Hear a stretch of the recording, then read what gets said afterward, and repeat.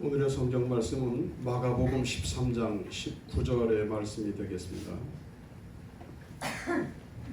이는 그날들이 환난의 날이 되겠습니다.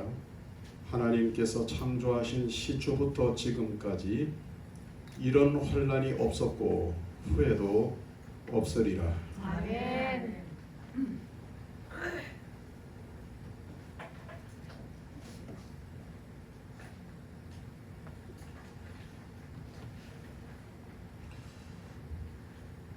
미국의 패턴이라는 이름을 가진 목사님이 계셨습니다. 어느 날 기도하는 중에 환상을 보게 됩니다. 환상 중에 주님이 나타나셨어요. 나타나신 주님께서 성경에 재림한다고 하는 예언이 2163절이나 되는데 너는 지금까지 재림에 대해서 몇 번이나 설교하였니? 하고 주님이 물으셨어요. 가만히 생각해 보니까 그동안 수없이 설교를 많이 했는데 재림 설교는 한 번도 안 한 것 같아요. 그래서 부끄러워하면서 주님 한 번도 못했네요. 그랬더니 주님의 표정이 이렇게 슬픈 표정을 이렇게 지으시면서 환상이 싹 사라졌어요. 그때부터 이 패턴 목사님은 재림 설교만 했습니다. 계속 재림 설교만 했어요. 교인들이 좋아할까요? 교인들이 지겹다고 하면서 목사님 설교에 대해서 불평하기 시작을 했어요. 그리고 정말 주님이 재림하시면 올라가면 되지 않냐고 말하자면 그런 거죠. 그러던 중에 어느 주일날 목사님께서 나팔을 잘 부는 집사님을 불러서 예배 시간 전에 교회 천장에 올려보냈습니다. 큰 교회는 이제 교회 천장이 이렇게 있거든요. 가만 숨어 있다가 지금 주님이 오십니다. 내가 그렇게 외치거든 나팔을 부르라 그랬어요. 그날도 목사님은 재림에 대해서 설교를 하셨습니다. 설교하시는 중에 큰 소리로 주님이 내년에 오실까요? 그러면서 교인들을 보니까 아이고 그렇게 빨리 오시려고 표정들이 모두 그랬어요. 주님이 한 달 후에 오실까요? 그러니까 표정들이 더더욱 그럴 리가 없다고 하는 표정이었어요. 주님이 오늘 오실까요? 사람들은 더더욱 아니 올시다 하는 표정이었어요. 그때 목사님이 지금 주님이 오십니다. 큰 소리로 외쳤더니 교회 천장에서 나팔 소리가 빵빠라빵 하고 성경에 있는 대로. 그러니까 교회들이 전부 다 의자 밑으로 다 들어갔어요. 정말 성경대로 주님이 오시는구나. 나팔 소리와 함께 주님이 오시는구나. 의자 밑으로 다 들어갔어요. 근데 주님께서 그 목사님이 나팔 불던 집사님 내려오시라 그러고 이제 예배 모두 의자 밑에 들어가 있는 사람들 다 올라가서 앉으시라고 이렇게 하고 물어봤어요. 왜 의자 밑으로 들어갔습니까? 주님이 오시면 두 팔 들고 나가서 주님 맞이해야 될 거 아닙니까? 왜 전부 다 의자 밑으로 들어갔습니까? 그러니까 말은 안 하는데 표정을 보니까 부끄러워하는 부끄러운 표정이 아주 역력했어요. 여러분 주님은 반드시 오세요. 아멘 못하는 분은 안 오실 것 같아요. 주님 성경에 기록된 대로 주님 반드시 오십니다. 구름 타고 오시고 그 구름이 지금 우리가 보고 있는 저런 구름일런지 아니면 어떤 또 다른 어떤 신성한 어떤 구름을 타고 오실런지 모르지만 성경에는 그대로 구름 타고 오시고 큰 나팔 소리 가운데 오시고 아멘. 그 나팔 누가 보니 천사들이 나팔을 아멘. 불어요. 나팔을. 그리고 수많은 수를 셀 수 없는 천사들과 함께 주님이 오십니다. 아멘. 이렇게. 그러면 우리는 신앙생활을 하는 우리는 항상 예수 그리스도의 재림에 대해서 관심을 가져야 되고 예수 그리스도가 재림할 때 어떤 징조에 대해서 관심을 가져야 되고 예수가 재림한다고 하는 것은 그 종말을 의미하는 거예요. 종말에 대해서도 관심을 가져야 하는 거예요. 이제 그 이번 주간부터 장마가 시작이 됩니다. 그죠? 예. 자, 여러분 비가 오려고 하면 말이에요. 제비들이 낮게 날아다녀요. 막 저 위로 날던 제비가 갑자기 이렇게 낮게 날아다녀요. 제비가 낮게 날아다니는 이유가 있죠. 왜 그럴까요? 먹이를 잡기 위해서. 제비가 좋아하는 먹이가 뭐냐면 잠자리예요.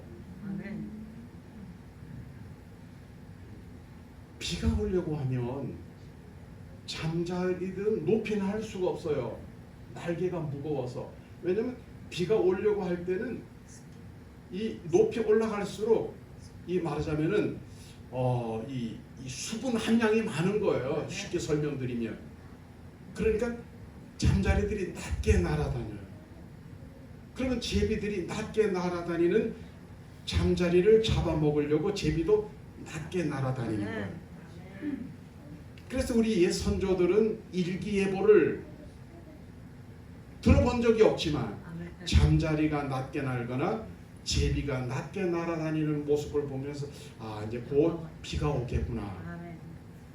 징조죠, 징조. 제가 징조를 말씀드리고 있는 거예요. 예수님이 재림하시기 전에도 어떤 징조라는 것이 있어요. 재림하시기 전에 징조가 있어요. 네. 자,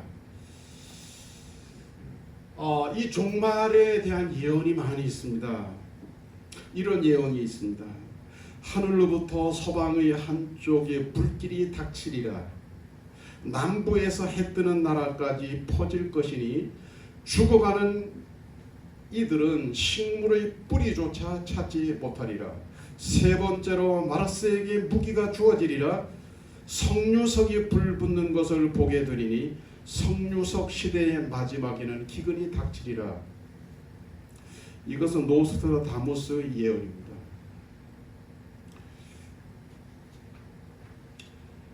흥미로워서 해석을 한번 제가 찾아봤습니다. 이 예언에 대한 노스트라다무스의 이 예언에 대한 해석을 찾아봤어요. 서방의 한쪽은 어딜까? 프랑스입니다. 근데 한쪽이라고 했으니까 프랑스의 어떤 경계 모서리라는 그런 뜻이 있단 말이죠. 위도상으로 보면 터키예요. 또는 터키와 위도상으로 같은 선상에 있는 나라예요. 러시아와 우크라이나입니다. 갑자기 뭔가 이렇게 전기가 오는 것 같죠? 자, 불길이 닥치리라. 불길은 전쟁입니다.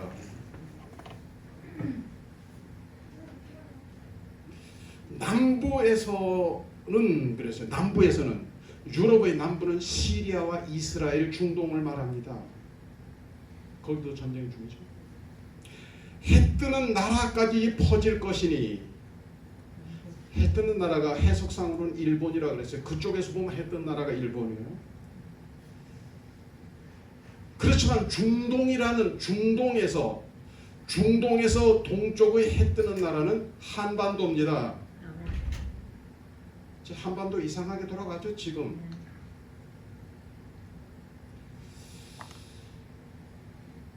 죽어가는 이들은 식물의 뿌리조차 찾지 못하리라 그랬어요. 두 가지 의미가 있는데요. 기근과 기근, 식물의 뿌리까지 없다는 얘기는 기근을 말하는 거예요. 뿌리도 풀뿌리도 캐먹을 게 없는 거예요. 그리고 생명들이 죽어가게 될 거라는 거예요. 지금 그런 현상들이 지구촌에서 벌어지고 있습니다. 세 번째로 마르스에게 무기가 주어지리라 그랬어요. 마르스는 전쟁의 신을 말합니다. 성류석이 불붙는 것을 보게 되리니, 성류석은 말이죠, 빛빛을 말해요. 빛빛, 붉은 빛. 여러분 성류를 겉도 그렇지만 까면 더 빨갛죠. 네. 빛빛이에요. 기독교에서는 예수의 희생을 상징하지만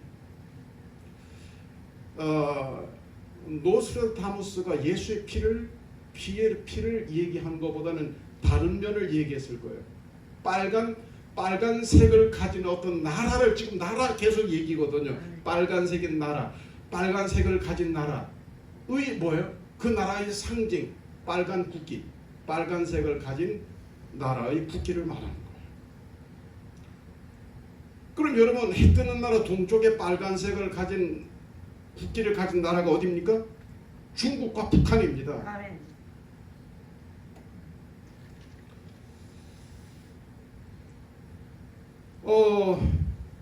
그 성류석 시대 좀 힘 좀 쓴다 이 말. 중국이 요즘에 힘 좀 쓰죠. 마지막에는 기근이 닥치리라. 맨 마지막은 어떻게 되냐? 기근이에요. 기근.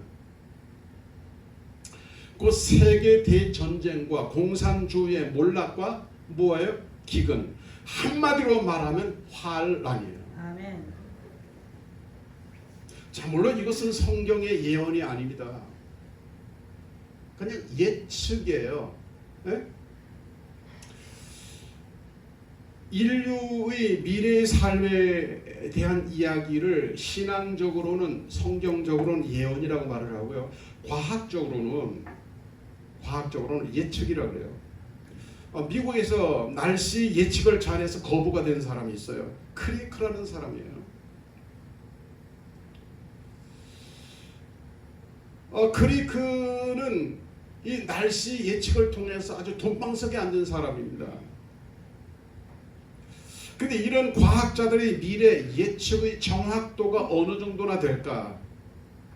1967년 세계 미래학회라는 곳에서 퓨처리스트에서 과학적인 예측 60여 가지를 통계를 내보니까 68%가 정확하다 그랬어요. 그러니까 조금 전에 말씀드렸던 노스트라다무스의 예언도 68%는 가능성이 충분히 있는 거예요. 그럼 성경의 예언은 어떨까요? 성경의 예언. 성경의 예언만 집중적으로 연구했던 분이 있어요. 바톤 페인이라는 사람입니다. 그는 평생에 성경의 예언만 집중해서 연구를 했어요. 성경의 예언은 한치의 오차도 없이 100% 성취되었다. 우린 무조건 아멘이에요. 아멘. 우리 성경의 100% 이 성경의 예언을 못 믿으면, 이게 아멘이 안 되면 못 살아요. 우리 미래는 캄캄해요. 절벽이에요. 이사야서 42장 9절의 말씀에 보면 성경의 예언에 대해서 이렇게 말씀했어요. 보라, 전에 예언한 일이 이미 이루어졌느니라. 성경에서도 전에 예언한 일은 이미 이루어졌대요. 이제 내가 새 일을 알리노라. 그 일이 시작되기 전에라도 너희에게 이르노라. 전에 예언한 일은 이미 이루어졌고, 그리고 새 일이란 뭐를 말할까요? 새 일이란 마지막 때, 예수 그리스도 재림하실 때에 대한 말씀이라고 100% 볼 수가 있습니다. 자, 제가 말씀 읽어볼게요. 이는 그 날들이 환난의 날이 되겠습니다. 그럼 그날은 무엇과 깊은 관련이 있을까? 환난과 관련이 있다 이 말이에요. 하나님께서 창조하신 시초부터 지금까지 이런 환난이 없었고 후에도 없으리라. 아멘. 전에도 이런 환난은 없었고 앞으로도 이런 환난은 없다. 아멘. 전무후무한 아멘. 환난일 것이라. 아멘. 왜 제가 오늘 이런 설교를 하느냐면 지금 세계적인 상황이 그렇게 돌아가고 있고요. 우리는 아직까지 발등에 불이 덜 떨어졌어요. 그런 지금 발등에 불 떨어진 나라들이 그러한 사람들이 지금 훨씬 더 많습니다. 이 지구촌에는. 6월은 우리 지금 우크라이나하고 러시아가 싸우는 것처럼 똑같은 상황이에요. 아멘. 그 같은 민족이거든요. 아멘. 뿌리가 같아요. 뿌리가. 우리도 같은 민족 아닙니까? 아멘. 동족 상자 아멘. 6.25 민족의 대환란이 있었어요. 72년 전에. 오늘 그래서 회복이 그럼 18번째인데요. 그래서 오늘 환란의 때라고 해서 이렇게 제목을 정하고 말씀을 드리는 겁니다. 환란은 성경의 예언입니다. 아멘.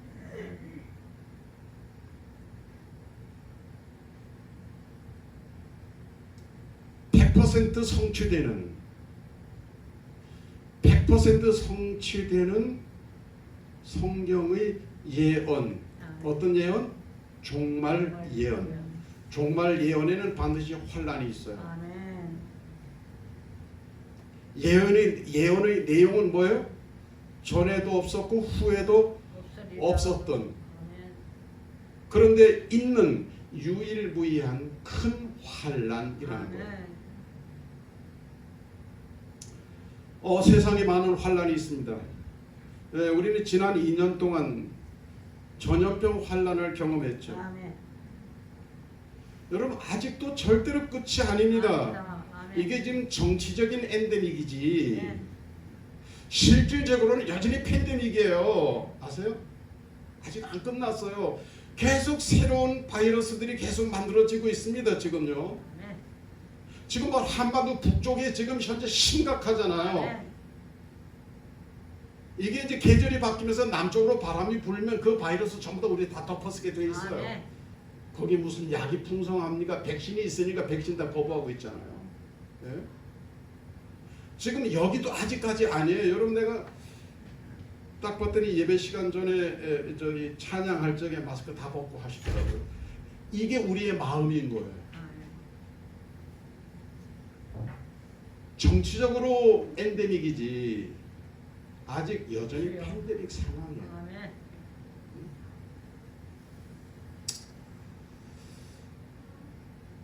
감염되면 누가 죽나? 걸린 사람 죽어요.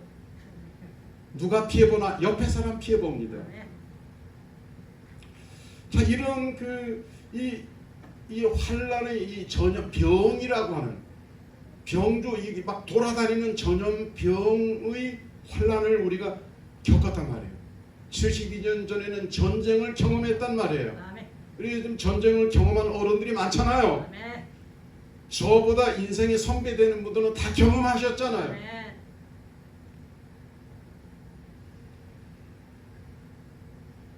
여러분 지금 우크라이나와 러시아의 전쟁이 이게 그들만의 전쟁이 아니에요. 지금 전 세계가 전쟁이죠. 아멘. 그 전쟁의 유탄이 뭐예요? 이 나라 저 나라에 떨어져서 어떤 나라는 기름 때문에 전쟁이고 어떤 나라는 식량 때문에 아멘. 전쟁입니다. 이미 우리 가까운 나라들 가운데서 어려운 나라들의 국가 부도가 났어요. 아멘. 그래서 관공서가 문을 닫는데 에어컨을 틀 수 없어서 아멘. 공무원들 월급 못 주는 거예요. 주여. 이러면 어떻게 돼? 직장 다 잃어버립니다. 이게 여름이 이 전쟁이 우크라이나와 러시아의 전쟁이 여름을 지나서 가을까지 간다? 훨씬 더 심각해집니다. 아멘. 우리나라도 이제 기름값이 전쟁 아닙니까? 아멘. 주유소에 갈 때마다 기름을 가득 넣어야 되나 조금 넣어야 되나 아멘. 살 떨리고 가슴 떨려요. 아멘. 예? 다른 때보다 기름이 더 잘 떨어지는 것 같아요. 기름이 어떻게 싸구리 기름을 집어넣는 건지 모르겠는데 콩기름을 섞은 건지 어떻게 빨리빨리 다릅니다.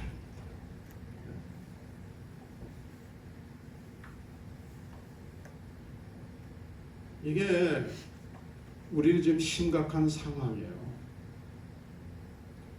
지금 이미 이 동일한 이 지구촌에 살고 있는 사람들 가운데서 환난을 피부로 느끼는 사람들이 많이 있고 아주 무겁게 느끼는 사람들이 많이 있어요. 이게 조금 더 심해지면 죽을 것 같은, 죽을 수도 있는 그런 상황입니다. 이런 환난이 다가오면 신앙은 두 가지 현상이 일어납니다. 하나는 야 지금 뭐 내 살기도 힘든데 뭐 교회 가냐? 그래서 믿음 생활이 소홀해지는 거예요. 느슨해지는 거예요. 내 먹고 살기도 힘든데 응? 어떤 어려움이 닥치면 신앙이 무너지는 사람이 있어요.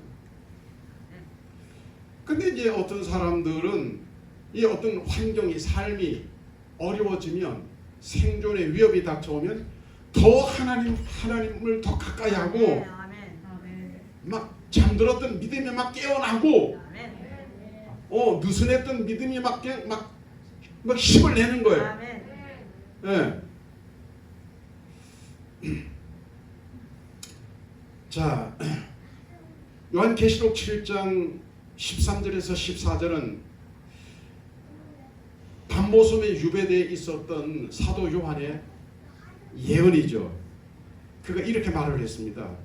장로 중 하나가 이는 큰 환난에서 나오는 자들인데 어린 양의 피에 그 옷을 씻어 시게 하였느니라.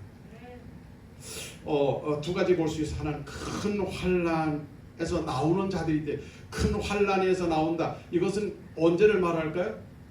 우리가 이렇게 오늘이다 내일이다 이렇게 1년 후다 한 달 후다 이렇게 말을 할 수는 없지만 마지막 때의 징조는 환난인데 그 환난 중에서도 나오는 사람들이 있다는 거예요. 살아남는 사람들이 있다는 거예요. 그 사람들이 어떤 사람들이라고요?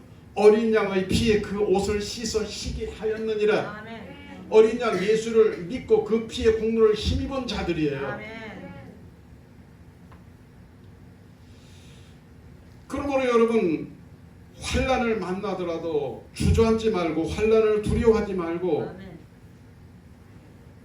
환난을 이기게 하실 주님을 더 담대한 믿음으로 믿고 그분 앞에 나아가야 됩니다. 그런 환난을 이기고 승리하고 구원을 얻는 축복의 주인공이 되는 거예요. 환난 때 우리가 어떻게 해야 될까요? 정말 환난이 닥쳐오면 아니 이게 전염병이 됐든 전쟁이 됐든 아니면 이거보다 더 심각한 큰 환난이 됐든 그런 환난이 다가올 때 우리는 뭐에 힘을 써야 될까? 먹고 사는 데 힘을 써야 될까? 건강 관리에 힘을 쏟아야 될까? 도대체 무엇에 힘을 쏟아야 될까? 환난 때 힘쓸 것 세 가지입니다. 첫째로 진실한 예배자가 되는 일에 힘을 쏟으셔야 합니다. 어떤 예배자? 진실한 예배자. 진실한 예배자. 그럼 진실하지 않은 예배자도 있나요? 예, 우리 교회는 없지만 다른 데는 많습니다. 그냥 형식적으로 교회가 나가는 거예요. 그냥 형식적으로 몸만 앉아 있는 거예요. 그냥 형식적으로. 예? 그저 뭐 이렇게 찬송하지만 형식적으로 찬송하는 거야. 기도하긴 하지만 형식적으로 기도하는 거 주여 하지만 형식적으로 주여 하는 거야. 그런 사람은 틀림없이 주님하고 관계도 형식적인 관계가 됩니다. 끈끈한 관계, 진실한 관계가 아니고 형식적인 관계인 거예요. 예? 어떻게 되나? 진실한 예배자란 형식적으로 예배하지 않습니다. 믿음으로 주님 앞에 나아가는 거예요. 그리고 그 모든 예배에 진지하게 참여하는 거예요. 아멘. 적극적으로 참여하는 거예요. 아멘. 마음을 열고 참여하는 거예요. 아멘. 기도가 됐든 찬양이 됐든 말씀을 읽거나 듣는 것이 됐든 아멘. 진지하게 믿음으로 참여하는 거예요. 아멘. 적극적으로 참여하는 거예요. 아멘. 그럼 하나님이 그런 예배를 참 기뻐하셔요. 아멘. 그렇게 예배하는 예배자를 기뻐하십니다. 아멘. 진실한 예배자에게 주시는 은혜가 있어요. 구원입니다. 아멘. 시편 50편 22절에서 23절 하나님을 잊어버린 너희여 이제 이를 생각하라. 그렇지 않으면 내가 너희를 찢으리니 건질 자가 없으리라. 감사로 제사를 드리는 자가 나를 영화롭게 하나니 그 행위를 옳게 하는 자에게 내가 하나님의 구원을 보이리라. 아멘. 구원이 뭐예요? 환난의 때에 구원이 필요한 거 아닙니까? 아멘. 기근이 됐든 전쟁이 됐든 다 환난이잖아요. 아멘. 어떤 자에게? 감사로 제사하는 자에게. 감사로 제사하는 게 뭐예요? 올바른 예배 드리는 거예요. 진실한 예배자가 되는 거예요. 아멘.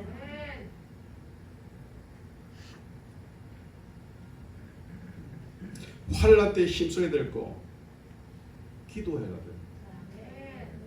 사는 게 힘들어요. 기도해야 돼요. 어떤 전염병으로 인하여 전쟁이 일어나지 말아야 되지만 아멘. 이웃나라의 전쟁으로라도 힘들어요. 그럴 때 우리가 뭐를 해야 될까? 다행이다. 나는 우리나라는 아직 전쟁이 없다 이게 아니고 우리는 여러분 종전이 아닙니다. 종전 희망사항이지 아직 종전이 아니에요. 아멘. 휴전이에요. 휴전. 아세요? 38도선을 경계선으로 해서 휴전선으로 해서 지금 여러분 우크라이나 러시아보다도 더 많은 군대가 지금 아멘. 더 많은 무기가 말이죠. 예? 야 무시무시합니다 여러분. 터지면 저긴 아무것도 아니에요. 예? 저쪽은 아무것도 아니에요. 양쪽이 가지고 있는 이거 쏟아 부으면 있잖아요. 함께 망하는 거예요. 아멘. 쟤네들은 북쪽에 있는 쟤네들은 툭 하면 불바다 만든다 그래요. 불바다. 걔네들은 실제로 불바다 만드는 포를 가지고 있잖아요. 무슨 포예요? 방사포예요. 예? 그거 얼마나 몇 퍼센트나 막아낼까요? 여러분 환난의 때 뭐 해야 되나? 기도를 진짜 기도하네요. 어떻게? 부르짖어서 기도. 부르짖어서 기도하는 게 어떤 겁니까? 소리내서 기도하는 거. 아멘. 간절히 기도하는 거. 아멘. 예? 전심으로 기도하는 거예요. 시편 50편 15절 환난 날에 나를 부르라. 내가 너를 건지리니 아멘. 내가 나를 영화롭게 하리로다. 아멘. 환난 날에 나를 부르라 그랬어요. 그러면 하나님이 건져 주신대요. 아멘. 그래도 안 부르짖어? 그럼 죽어야죠. 그럼 망해야 되는 거죠. 환난을 두려워하지 말고 환난은 나를 부르래요. 아멘. 부를 이름이 없습니까? 아멘. 찾을 수 있는 분이 없어요? 주여. 여러분 저 밖에 있는 사람들은 부르고 싶어도 부를 이름이 없잖아요. 아멘. 그러니까 환난이 닥치면 겨우 부른다는 게 엄마야 그러잖아요. 발등에 불을 떨어지면 엄마야 그러잖아요. 우리는 부를 이름이 있지 않습니까? 의지할 분이 계시지 않습니까? 부르면 들으신대요. 들으실 뿐만 아니라 도와주신대요. 건져주신대요. 살려주신대요.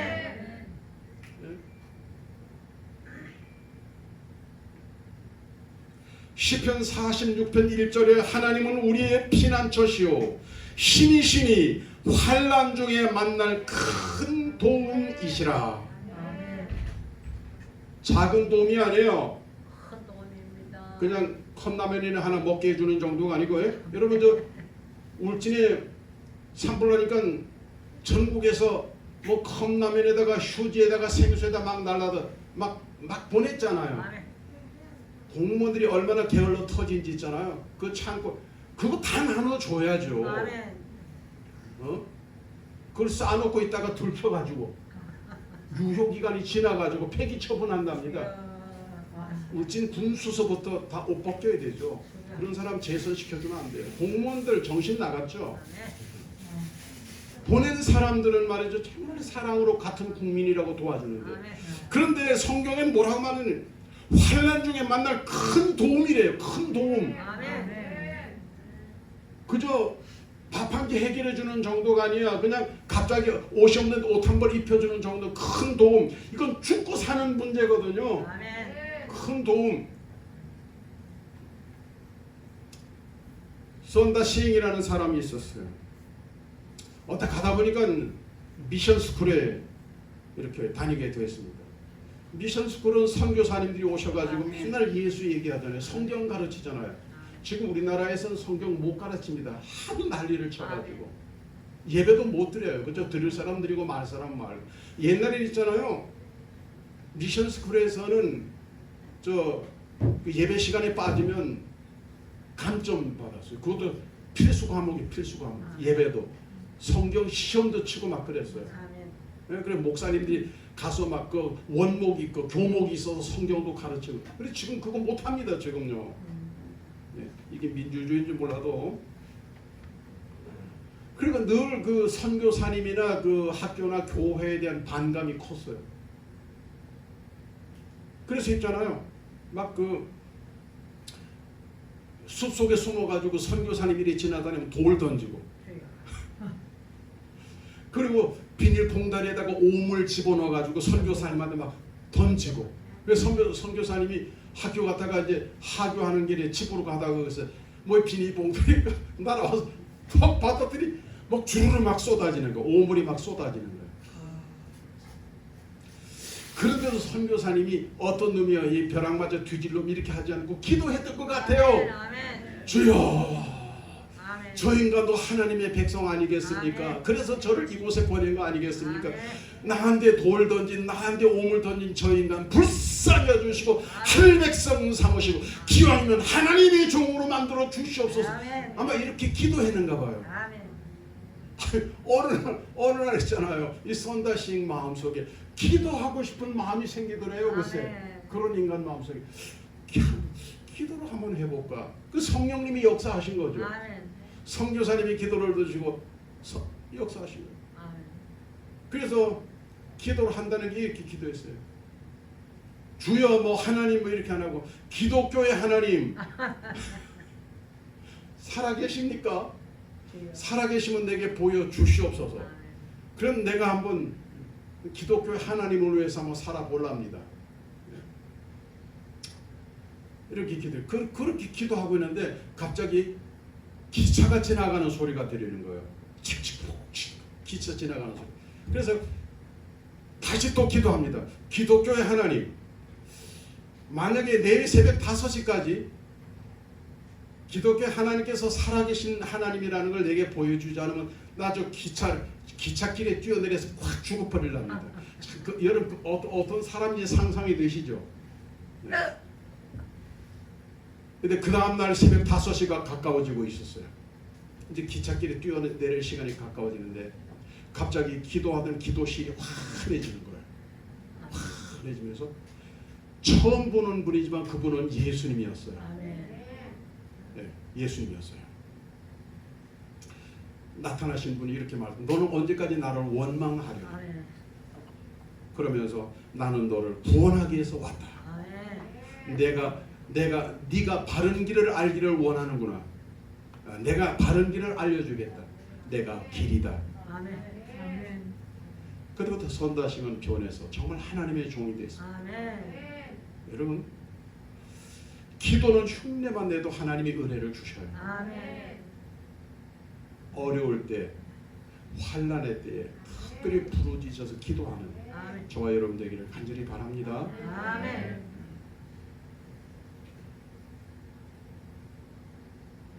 환난 중에 뭐 해야 될까요? 또해요. 어렵기 때문에 감사해야 돼요. 아멘. 사람들은 좋을 때 감사하고 어려운 일, 다시 말하면 환난의 때는 원망을 해요. 어려우면 원망을 해요. 근데 참 믿음은 있잖아요. 어려울 때도 감사합니다. 아멘. 어렵기 때문에 감사하는 거예요. 아멘. 하나님은 좋으신 분이에요. 그래서 모든 것을 합력해서 선을 이루시는 거예요. 아멘. 로마서 5장 3절 4절 다만 이뿐 아니라 우리가 환난 중에도 즐거워하나니 이는 환난은 인내를, 인내는 연단은 소망을 이루는 줄 알미로라 그랬어요. 무슨 말이에요? 환난은 소망을 이루는 지름길이라는 말이에요. 꿈을 이루게 하는 지름길이라는 거예요. 그런데 요한복음 16장 33절 말씀에 보니까 예수님께 이렇게 말씀하셨어요. 세상에서는 너희가 환난을 당하나 담대하라 내가 세상을 이겼노라. 예수님은 환난을 이기셨다고요. 그러므로 환난을 이기신 주님을 믿고 주님과 함께하면 환난 날에 승리할 수 있는 줄 믿습니다. 데살로니가전서 5장 18절이에요. 우리가 잘 아는 말씀입니다. 범사에 감사하라. 이것이 그리스도 예수 안에서 너희를 향한 하나님의 뜻이니라. 예, 어려울 때도 믿음으로 오직 믿음으로 감사하여 환난에서 건진받는 은혜를 받으시기를 바랍니다. 여러분 잘 아시죠? 뭐 저는 잘 안 봅니다 이거. 그런 설교 준비를 위해서 그냥 찾아왔어요. 뭐 제목이 있는데 그것이 알고 싶다. 어느 날 그것이 알고 싶다 해서 사주팔자 뭐 이런 것들에 대한 것들이 있었어요. 그 내용 가운데서 사주팔자 우리가 어디까지 믿어야 하나 뭐 말하자면 그런 겁니다. 여러 가지 사례가 소개되는데요. 그 중에 하나 역술인에 대한 사례가 하나 소개됐습니다. 그 내용 가운데 하나는 이런 겁니다. 어느 처녀 총각이 있는데 서로 사랑합니다. 사랑하면 뭐예요? 결혼해야 되잖아요. 근데 신랑의 어머니가 시어머니 들에서는 신랑의 어머니는 궁합을 매우 중요하게 여기는 거예요. 그래서 역술인을 찾아가서 자기 며느리 될 사람하고 자기 아들하고 이거 뭐 그런 거 이렇게 생년월일 내놓고서 한번 봐달라 그래서 봤더니 역술인이 뭐라고 말하냐면은 지금 저 이게 결혼하면 아들 죽습니다 이런 그러면서 결혼을 반대하는 거예요. 이런 케이스 많죠. 그러나 이 신랑들 사람 총각과 아가씨가 둘이 너무 좋아하는 거예요. 그래서 둘이서 엄마 그 집이 어느 집이에요. 그래가지고 그 옛날에 여기 동문교회 동네 있는 그 자리가 다 그 역술인들이 있었던 동네라 그래요. 그래 뭐 거기 가봐라. 그 산 밑에 그 있는 아무개는 집에. 그래 이제 신랑 될 사람하고 신부 될 사람이 그 집에 찾아갔어요. 그래서 이제 어머니 얘기는 안 하고 이제 우리 한번 궁합 좀 봐주세요. 역술인 손뼉을 탁 치면서 아주 천생연분이라 그러더라고요. 여러분 이런 거 얘기하면 성경에서 딱 떠오르는 사람이 한 사람이 있어요. 야베스라는 사람이. 세상적으로 보면 팔자가 센 사람이고 세상적으로 말하면 운이 안 좋은 사람이에요. 세상적으로 말하면 재수 없는 사람이에요. 가난한 사람이에요. 예. 날 때부터 그랬어요. 그런데 성경에서 야베스에 대해서 뭐라고 말하고 있느냐면 귀중한 사람이라고 그랬어요. 어느 정도로 귀중하냐? 형제보다 귀중한 사람이라 이 말이에요. 형제보다 귀중하다는 말은 아주 뛰어나게 귀중한 사람이라는 말이에요. 그래서 이 말씀 준비하면서 시편 16편 3절 말씀을 보게 됐습니다. 거기 보니까 아주 놀라운 사실이 있더라고요. 이렇습니다. 땅 위에 있는 성도는 존귀한 자들이니 나의 모든 즐거움이 그들에게 있도다. 야베스만 귀중한 자가 아니래요. 야베스만 존귀한 자가 아니래요. 땅 위에 있는 성도는 존귀한 자들이래요. 옆에 있는 분들에게 당신은 존귀한 사람이라고 말해 주시기 바랍니다. 당신은 존귀한 사람입니다. 귀한 사람입니다. 옆에 없으면 앞뒤로도 하세요. 그럼 여러분 시편 16편에서 성도라고 말하는 땅 위에는 성도는 존귀한 자라는데 성경적으로 존귀한 사람은 어떤 사람일까요? 예배하는 사람이에요. 성경적으로 존귀한 성도는 어떤 사람일까요? 기도하는 사람이에요. 성경적으로 존귀한 사람은 어떤 사람일까요? 감사하는 사람이에요.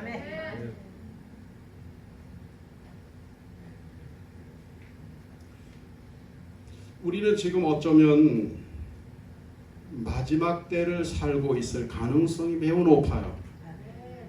마지막 때라고 말할 수는 없어요. 그러나 그럴 가능성은 충분합니다.